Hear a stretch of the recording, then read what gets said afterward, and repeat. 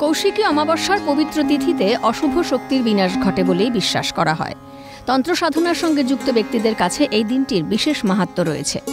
দেবী পার্বতী অশুভ শক্তি বিনাশের উদ্দেশ্যে নিজের দেহকোষ থেকে ভয়ঙ্কর এক দেবীর সৃষ্টি করেন। তিনিই দেবী কৌশিকী নামে পরিচিত। ভাদ্র মাসের অমাবস্যা তিথি কৌশিকী অমাবস্যা নামে খ্যাত। অমাবস্যার পুণ্যতিথিতে প্রতি বছরের মতো এবছরও কেষ্টপুরে তারা মায়ের পুজোর আয়োজন করেছেন প্রখ্যাত জ্যোতিষ গোপাল ভট্টাচার্য। দূর দূরান্ত থেকে ভক্তরা এসেছেন মনস্কামনা পূরণে পুজো দিতে। কেউ এসেছেন বসিরহাট থেকে, কেউ বাঁকুড়া, কেউ হালিশহর, কেউ বা খড়গপুর, রায়গঞ্জ, মেদিনীপুর থেকে। আসলে বিশ্বাসে মিলায় বস্তু, তর্কে বহুদূর। কেউ পরিবারের হিতার্থে, কেউ সন্তানের মঙ্গল কামনায়, কেউ বা নিজের কেরিয়ার করতে, আবার কেউ বা সকলের মঙ্গল কামনায় করলেন পুজো। হ্যাঁ, আমরা পুজো দেওয়ার জন্য এসেছি এখানে। ভালো লাগছে। এই প্রথম বছর আমি এখানে এসেছি। মূলত আমার প্রচুর মনের বিশ্বাস, মনের ভক্তি। এখানে এলে আমার প্রচুর ভক্তি লাগে। কিছু নতুন করেছি তো আমি শুনেছি উনি খুবই ভালো, ওনার সব কিছুই খুব ভালো, প্রতিকারগুলো খুব ভালো কাজ করে।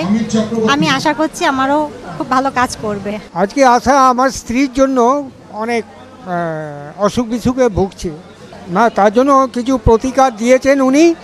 আর আজকে কৌশিকী অমাবস্যার পুজো দেওয়ার জন্য এসেছি।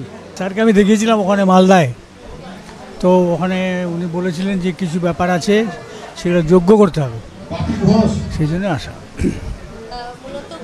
এনার কাছে আসে আমার হাজব্যান্ড আসেন মেনলি, তো আমিও নিশ্চয়ই বিশ্বাস করি, সেই জন্যই আসা। কৌশিকী অমাবস্যায় ঠাকুরের একটা পুজো দেওয়া, মন ভালো থাকে, সব কিছুর পরে মনটা ভীষণ ভালো লাগে, সেই কারণেই আসা। মনস্কামনা তো প্রথমত যা চলছে সব দিকে, সব কিছুর জন্য প্রার্থনা করব যেন সব কিছু ভালো হয়। আর নিজের মনস্কামনাটা ওটা চুপি চুপি বলবো বলতে, উনি যেভাবে গাইড করছেন বা যেভাবে আমাদেরকে পথটা দেখাবেন, সেই পথে চললে আশা করা যায় যে আমরা একটুখানি বেটার লাইফ পেতে পারবো, সেই জন্যই আসা। আমি আমার আমার কিছু কেরিয়ারে কিছু প্রোগ্রেস করবার জন্য আর কি আসা।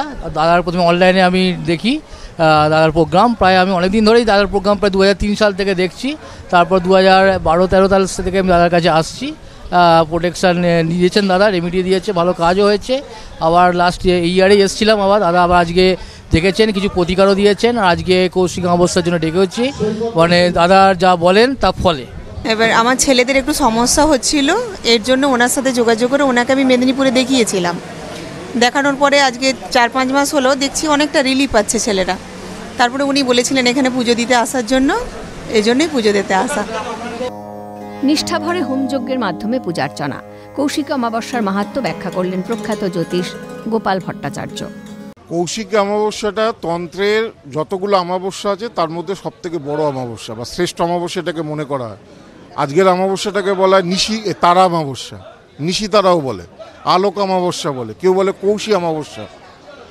এই অমাবস্যাটা দেবী কৌশিকীর আবির্ভাব তিথি। আর বামাখ্যাপা এই দিনেই সিদ্ধিলাভ করেছিল। মা তারার আবির্ভাব তিথি হচ্ছে কিন্তু কোজাগরী লক্ষ্মী পূর্ণিমার দিন, কিন্তু আজকে হচ্ছে কৌশিকী অমাবস্যায় মায়ের পুজো করলে, মায়ের আরাধনা করলে সর্বমনস্কামনা মা পূর্ণ করে।